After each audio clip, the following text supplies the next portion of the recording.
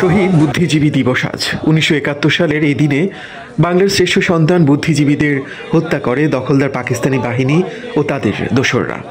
দেশের সেই শ্রেষ্ঠ সন্তানদের আজ শ্রদ্ধা ভরে স্মরণ করছে গোটা জাতি।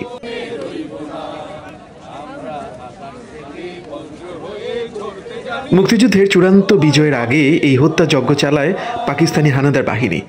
রাজধানীর রায়েরবাজার, ইটাখোলা, মিরপুরের বধ্যভূমি সহ দেশের বিভিন্ন স্থানে বুদ্ধিজীবীদের চোখ হাত বাঁধা, ক্ষতবিক্ষত মৃতদেহ পাওয়া যায়।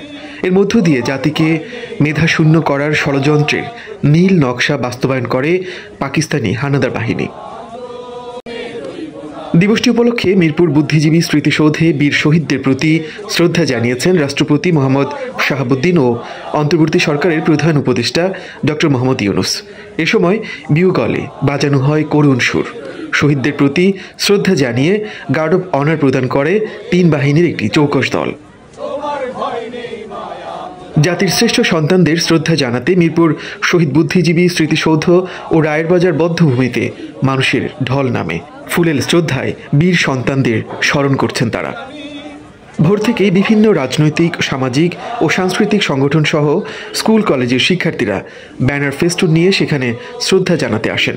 এ সময় তারা শহীদ বুদ্ধিজীবীদের আদর্শ ও পথ অনুসরণ করে একটি অসাম্প্রদায়িক ও বৈষম্যহীন নতুন বাংলাদেশ গড়ার প্রত্যয় জানান।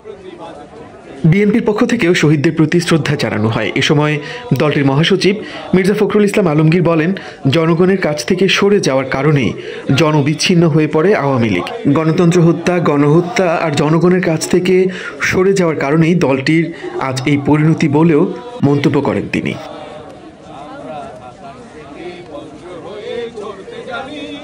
তোমার ভয় নেই মায়া